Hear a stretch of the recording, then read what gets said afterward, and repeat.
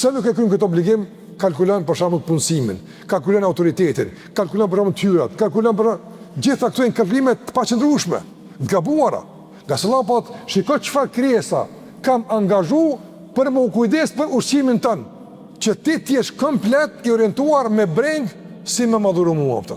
Dhe çdo shpërndarje e kësaj brenge jashtë këtij qëllimi të adhurimit të Allahut Azhjal është realisht humbje.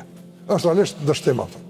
Shikoj, gjithë ky shërbim, gjithë ky privilegj, gjithë ky nderim, gjithë këto mundësi, a mendoj se janë realisht ka që ashtu veç ti më hongre me pija?